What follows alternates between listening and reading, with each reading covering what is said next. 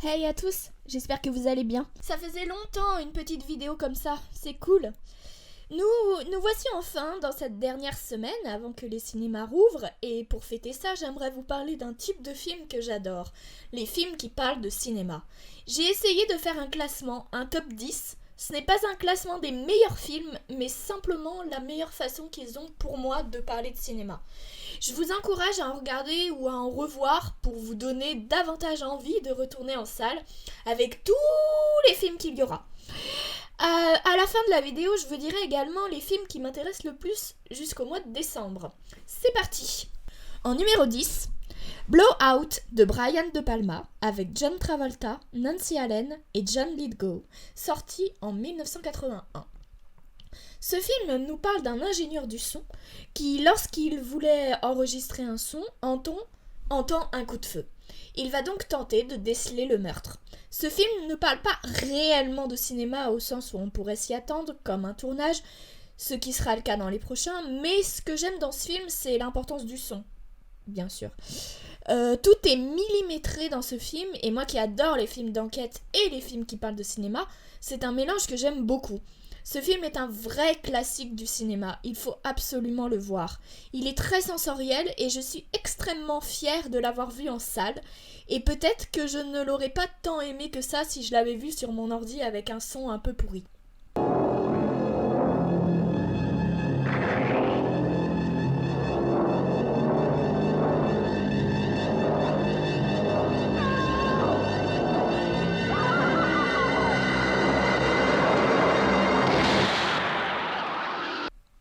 En numéro 9, Hugo Cabret de Martin Scorsese avec Asa Butterfly, Chloé Grace Moretz, Ben Kingsley et Sacha Baron Cohen, sorti en 2011.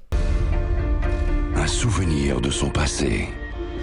Qui l'a fabriqué? Ce doit être un magicien. Je n'en ai jamais vu d'aussi compliqué de toute ma vie. On peut le réparer? Bien sûr, on peut. Une rencontre mystérieuse. Hé! Où est-ce que tu as eu ça? J'en ai besoin pour réparer quelque chose. C'est extraordinaire. Un secret. Qu'est-ce que c'est? Je pense que c'est un message de mon père. Pourquoi ma clé s'adapterait à la machine de ton père? Pour retrouver son chemin. C'est un endroit dangereux, tu sais. Vous allez peut-être me tuer, mais c'est le seul Scorsese que j'ai vu. Peut-être parce que les autres ne me tentent pas plus que ça. Il y a beaucoup de moments dans ce film qui m'ennuient, mais quand il parle de cinéma, j'adore. Le film raconte l'histoire de deux enfants se rencontrant dans une gare qui doivent garder le secret de leur famille. Ce film est l'un des seuls films que je connaisse à parler de, pour moi, le plus grand génie du cinéma, Georges Méliès. Sans Méliès, pas de blockbuster, pas de science-fiction, pas d'effets spéciaux et surtout pas de féerie dans les films. D'après moi, il a réellement tout inventé. Je ne vais pas vous faire l'histoire, mais tout le monde dit que le cinéma a été créé par les frères Lumière, ce qui n'est pas faux. La salle de cinéma, la projection a été créée par les frères Lumière, mais ce n'était que des petites vues sans histoire. C'était un peu comme si nous, on filmait maintenant nos activités, ou comme le journal télévisé. Je n'appelle pas ça du cinéma. C'est davantage mécanique ou scientifique qu'artistique ou sensoriel. Et le cinéma comme un art, bien que ce soit dit plus tard, a débuté avec Méliès. Pour revenir à Hugo Cabret, j'aime beaucoup la scène quand Méliès, Ben Kingsley, qui lui ressemble comme deux gouttes d'eau, raconte son histoire. La mise en scène est magnifique dans le film.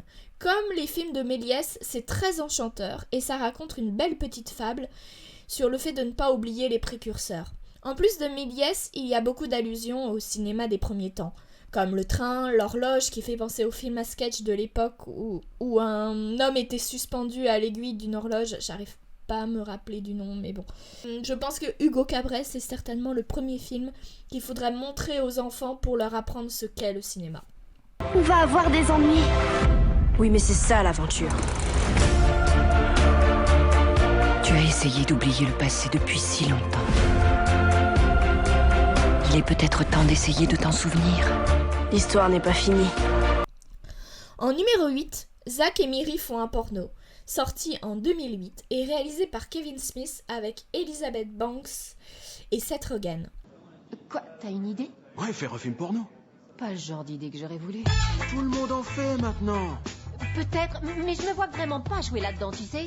Prends Paris Hilton. Elle vend des parfums au préado. Et je suis à peu près sûr que c'est une vraie attardée. Quand j'étais jeune, ce que je préférais, c'était les parodies de films populaires. J'ai trouvé! La baisse des étoiles. Quoi? Han Solo n'a jamais couché avec la princesse Léa dans la guerre des étoiles. Le titre a l'air totalement con-con, mais le film déjà en lui-même est à la fois très drôle et assez touchant.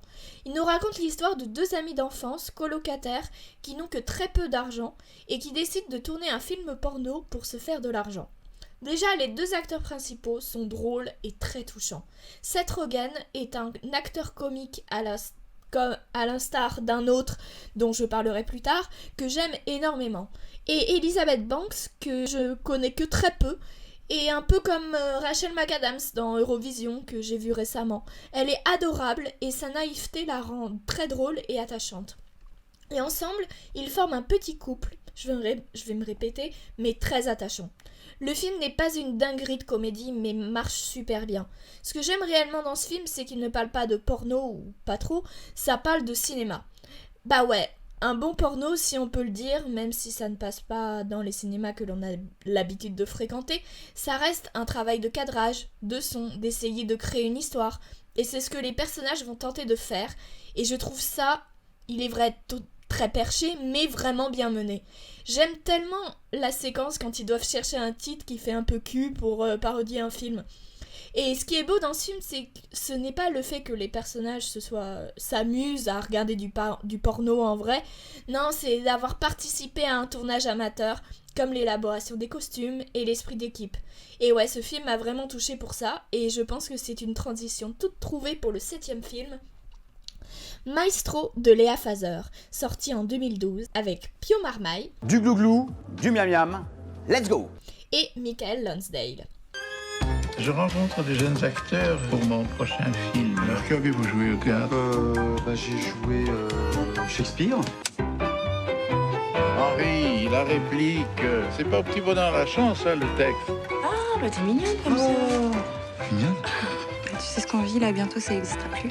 Cette poésie, cette délicatesse. Il n'y a pas de budget, j'en ai marre. Je travaille comme une malade. Je sens bien votre film, les gars. Le film est inspiré de la relation entre l'acteur Jocelyn Kivrin, je sais pas si je le prononce bien, et le réalisateur Eric Romer. Pio Marmaille joue un jeune comédien qui ne rêve que de jouer dans des gros blockbusters, mais suite à sa rencontre avec un grand réalisateur indépendant, sa vision des choses va changer. Le film nous dépeint un tournage d'une crédibilité sublime. Moi qui ai déjà participé à un tournage qui n'avait pas grand budget, j'ai totalement retrouvé ce souvenir-là en voyant ce film. Le film n'est pas toujours juste, parfois cliché, mais tout est très réaliste. J'aime énormément la relation acteur-réalisateur, qui apparaîtra dans 2 films que je citerai plus tard. Pio Marmaille est un acteur que je commence vraiment à apprécier. Je ne suis pas une grande fan de Felicita, mais dans la série En thérapie et Mais vous êtes fou, et surtout dans celui-là, il est incroyable. Et Michael Lonsdale, qui est mort l'année dernière, dans ce film, il est d'une élégance et d'un réalisme sublime. Avec sa prestation, ce film a un petit parallèle entre le théâtre, et on a l'impression de voir un metteur en scène. Il parle de l'addiction des mots, il ne parle que d'étymologie, de poésie. Et ça pourrait peut-être embarber certains, mais la narration du film, l'image aussi qui est vraiment sublime, va vous émerveiller et vous passerez un super moment. Vous savez, moi, la poésie, je suis pas sûr de bien comprendre, en fait. Ah non, mais il n'y a rien à comprendre. Il faut la sentir et la vivre. Et il faut avoir été malheureux en amour, peut-être. Jouissez de la vie. Il est beaucoup plus tard que vous le pensez. En 6e position, Qui veut la peau de Roger Rabbit de Robert Zemeckis, sorti en 1988. Coupez, bien, non, Dieu, qu'est-ce qu'il n'y a pas avec cette prise? Ce n'est pas toi, bébé Herman, tu étais super, tu étais parfait, tu étais mieux que parfait. C'est Roger qui nous fait n'importe quoi. Roger? C'est quoi ça? Roger dit le strict. Regarde ce qu'il dit. Il dit le lapin est sané. Le lapin voit des étoiles. Pas des oignons, des étoiles. Vous coupez la bande son, s'il vous plaît. Alors ce film, contrairement au précédent, n'a pas le cinéma comme place centrale, mais ce film traite 2 personnages de cinéma. Pour le très peu de personnes qui n'ont pas vu de ce film, le film parle du lapin Roger Rabbit qui a à sa trousse un grand méchant. Il est accompagné d'un détective. Même si je sais qu'il y a eu d'autres films comme ça, mêlant toon et prise de vue réelle, le plus connu étant Mary Poppins bien sûr, je trouve l'idée de les faire cohabiter et parler pendant tout un long métrage vraiment innovant. Et j'aimerais tellement que ça se refasse. C'est ultra divertissant de voir sortir de nulle part une Blanche-Neige, un Mickey ou un Betty Boop vivre avec les humains. Même s'il y a des studios de cinéma, je souligne surtout dans ce film l'amour de tous les dessins animés du siècle dernier, et c'est brillant. C'est une comédie un peu différente de toutes les autres. Je suis un cochon! Je suis un toon. Je suis pas mauvaise. J'ai été dessinée comme ça. Dis-moi, Eddie, t'as un lapin sous le manteau ou c'est la joie de me revoir? Bon, comme je suis une grande flemmarde et que ma vidéo sera beaucoup trop longue, comme j'aime en détailler certains, le numéro 5 et le numéro 4, j'en ai déjà parlé sur la chaîne, donc je vous mettrai en description les liens des critiques, mais je vais en parler en 2-3 phrases. En numéro 5, Once Upon a Time in Hollywood de Quentin Tarantino, sorti en 2019, avec trop de monde. I'm Rick Dalton. It's my pleasure, Mr. Schwartz. Call me Marvin. Put it there. That's your son? No, it's my stunt double, Cliff Booth. Last night we watched a Rick Dalton double feature. All the shooting. I love that stuff, you know, the killing. A lot of killing. Are you an actor? No, I'm a stuntman. Look at me! So you're still with Rick, huh? Still here. You can do anything you want to him. Vous pouvez le retrouver dans mon top de 2019. On en a déjà beaucoup parlé de ce film. Ce film est totalement immersif dans le Hollywood des années 70. Margot Robbie et DiCaprio sont fabuleux. Ce film est une ode au cinéma, il est drôle, doux, poétique. Moi qui ne suis pas fan des films de Tarantino, j'aime énormément ce film. C'est un petit bijou de cinéma qui fait du bien. Revoyez-le ou voyez-le, ça pourra sans doute vous faire pleurer et vous dire à quel point le cinéma nous manque. I hired you to be an actor, Rick, not a TV cowboy. You're better than that. Line? Cut! Embarrass yourself like that in front of all those goddamn people! Sharon Tate. I'm in the movie. You're in this? That's me. I play Miss Carlson, the klutz. En 4e position, Ed Wood de Tim Burton, sorti en 1994 avec Johnny Depp. Et action! Il avait une façon bien à lui de faire des films. Force te pousse à avancer, tu dois franchir cette porte. Coupez, elle est bonne. Bonne? Est-ce que vous savez seulement comment on fait un film? Écoutez, oui, je crois. Il savait repérer le talent. J'ai rencontré Bela Lugosi. Je croyais qu'il était mort. C'est le cercueil le plus inconfortable que j'ai jamais eu. Non, il est bien vivant au contraire. Celui-ci, j'en avais parlé dans mon top de Tim Burton, je l'avais mis en 5e il me semble. C'est pas le plus connu des Burton, mais c'est certainement le plus personnel. Le réalisateur incompris, mais qui fait ses projets comme il le sent, c'est totalement Burton. L'image noir et blanc colle super bien au film, et je parlais dans Maestro de la relation réalisateur-acteur. J'aime beaucoup ça dans le film avec le personnage de Bela Lugosi, et cette relation est traitée de manière différente évidemment. Le réalisateur qui adore son acteur, je trouve cette relation vraiment extra. Il adorait raconter des histoires. Trouve-moi des travestis. J'ai besoin de travestis. C'est bien, tu en jettes, c'est ce qu'ils recherchent. Ok, mais ils veulent des professionnels. Alors surtout, soyez gentils. On met la pédale douce en gardant la naïveté. De quel genre de film il s'agit? C'est de la science-fiction. Une histoire d'amour romantique. Les pilleurs de tombes de l'espace. C'est celui-là. Oh, de cela, c'est un homme! C'est grâce à ce film que je passerai à la postérité. Ed Wood, un film de Tim Burton. Ah bon? Le plus mauvais film que vous ayez vu? Oui, mais le prochain sera bien meilleur. En numéro 3, un classique de classiques, Chantons sous la pluie de Stanley Donen, avec Gene Kelly, sorti en 1952. Yeah, what's the matter, R.F.? The jazz singer. That's what's the matter, the jazz singer. Oh, my darling little mammy. Now, little mammy. My little baby. No, this is no joke, Cosmo. It's a sensation. The public is screaming for more. More what? Talking pictures. Talking pictures. Oh, it's just a freak. Yeah, what a freak. We should have such a freak at this studio. I told you talking pictures were a menace, but no one would listen to me. Certainement mon film préféré de toute la liste.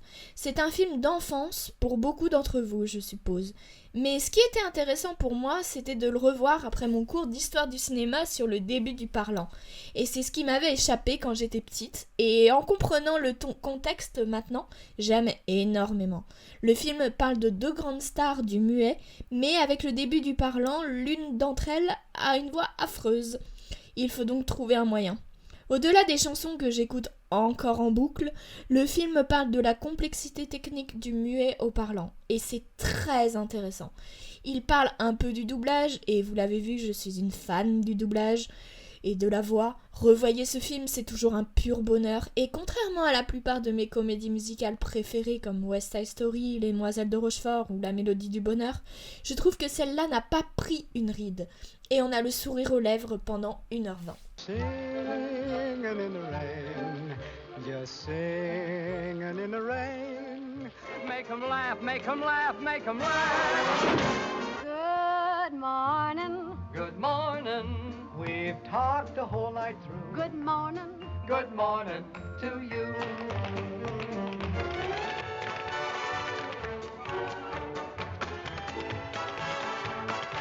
En deuxième position, Soyez sympa rembobiné de Michel Gondry, avec Jack Black, Mos Def, Danny Glover et Mia Farrow, sorti en 2008. Nos films, c'est autre chose que des simples remakes.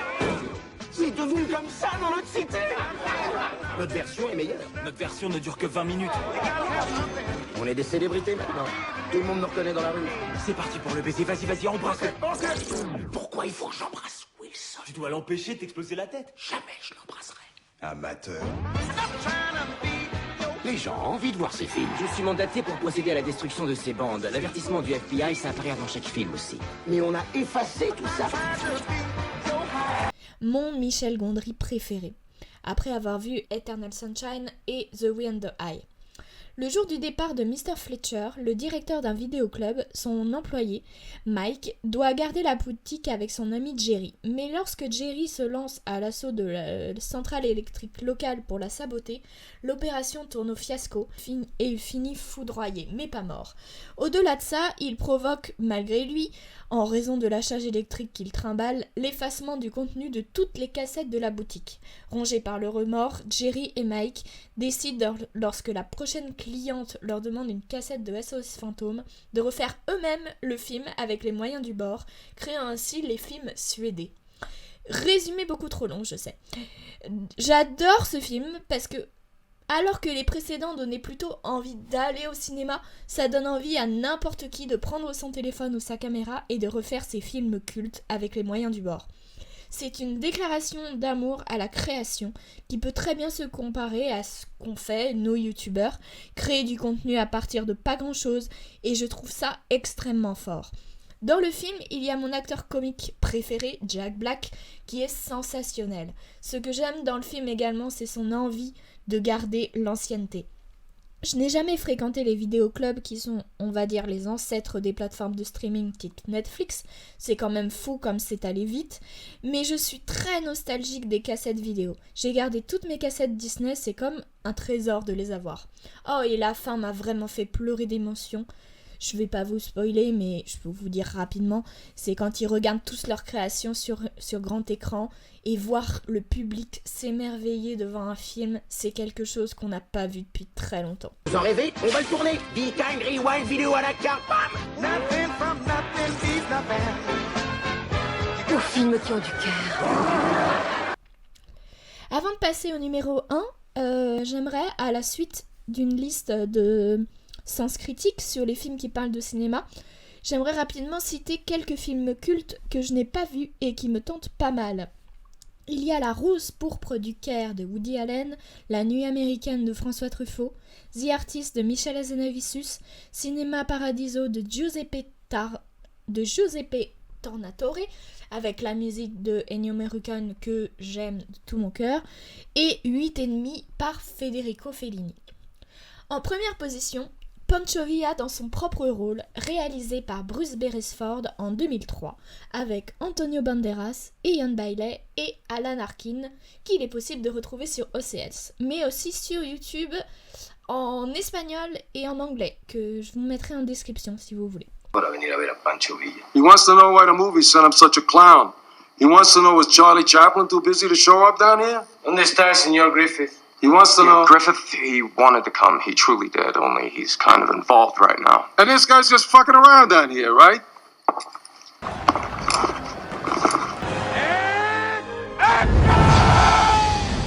Could you possibly change your attack so that you fire from the west instead of the east? That would give us so much better a picture. When they go to the movies, you give them what they want. They give you what you want. And what you want is something you have never needed more in your life. Their approval. J'en avais déjà un peu parlé quand j'avais fait la vidéo sur un acteur que j'aime bien, mais j'en avais pas fait de critique, et c'est l'occasion parce que j'adore ce film, pour une grande raison, non pas forcément celle à laquelle quelques-uns d'entre vous pensent, mais pour la raison que je n'ai pas vu beaucoup de films sur un tournage pendant des batailles, un tournage sur le terrain. Ce qui le rend assez proche de Chantons sous la pluie, c'est qu'il a un contexte de cinéma. Avec le début du format long, avec le cinéma de Griffith, sûrement le plus grand réalisateur américain de cette période, et le moment aussi où les Américains ont pris leur envol et ont succédé les Français. Et ça m'intéresse. En 1914, Frank Thayer, le neveu de Griffith, est recruté par Pancho Villa pour faire un film sur ses multiples batailles. Pancho Villa, si vous ne connaissez pas, car oui, j'ai découvert ce personnage grâce à ce film parce qu'à l'école, on ne nous apprend pas tout, c'est un révolutionnaire mexicain et un hors-la-loi qui a pris le porte-parole du peuple pour défier l'autorité mexicaine. C'est une légende ou un horrible personnage, à vous de trancher, car dans le film, il a la bravoure de montrer les deux.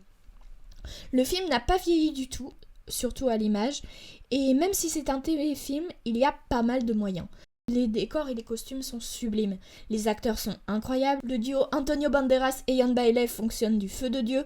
Je parlais dans Ed Wood et Maestro de la relation acteur-réalisateur, mais là c'est encore très différent, comme Pancho Villa joue son propre rôle, mais ça a quand même une grande résonance. Comme Ed Wood, Frank Thayer est totalement obnubilé par cette légende, et aussi de le mettre en scène, qu'il en oublie presque ses valeurs.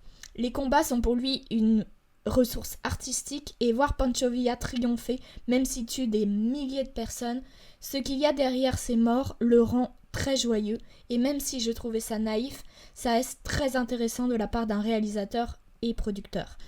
Je voulais réellement le mettre très haut parce que déjà, malgré la grande violence dans ce film, je l'aime beaucoup. Il a peut-être peu de réflexion sur le cinéma parce que ce n'est pas le plus gros sujet du film, mais quand il en parle, c'est réjouissant et ça a une belle résonance sur notre rapport à l'image. Il y a une scène, et je finirai là-dessus, où Frank donne à Pancho les bobines du film et Pancho dit un film dans que ces choses-là, et maintenant on sait tous que c'est encore plus petit avec une carte SD ou un disque dur. Je trouve ce parallèle assez amusant. J'ai choisi ce film du coup parce que je vous encourage fortement à le voir, encore plus que les précédents, parce que c'est un petit film qui, quand vous le verrez, j'en suis sûre, vous le considérerez comme un grand film. No, Francisco. No, Francisco. I promise you, General, this fine young man is going to be with you every damn momentum of the day. Whatever you need, whatever you want, this is going to be your man. Every bit of it is going to be mine.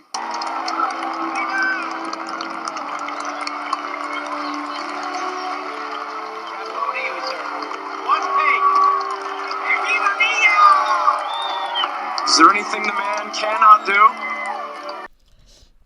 Après une vidéo assez longue, je souhaiterais rapidement parler des films que j'attends le plus en cette année 2021.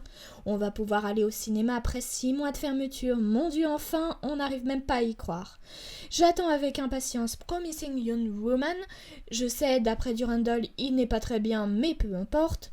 The Phaser, parce que Olivia Colman, Anthony Hopkins, je dis oui, oui, oui. Encanto, je sais qu'on a aucune info là-dessus, mais c'est le nouveau film Disney avec Lin-Manuel Miranda, qui j'espère de tout mon être ne sortira pas sur Disney+, Benedetta et Annette qui seront à Cannes et qui ont l'air juste incroyables, et celui que j'attends le plus, West Side Story, qui me hype de ouf. J'ai quand même peur qu'ils nous fassent la même chose, mais bon, j'essaye d'avoir confiance en Papa Spielberg. Voilà, ça m'a fait plaisir de vous refaire ce genre de vidéo, j'espère qu'elle vous a plu. N'hésitez pas à me mettre en commentaire votre top des films les plus attendus et ceux qui parlent de cinéma, et puis aussi si vous avez vu les films que je vous ai cités, ce que vous en avez pensé. Allez voir des films et on se retrouve pour parler de films, certainement les prochains qui sortiront en salle. Je vous invite à vous abonner, à liker, à partager et moi je vous dis à plus.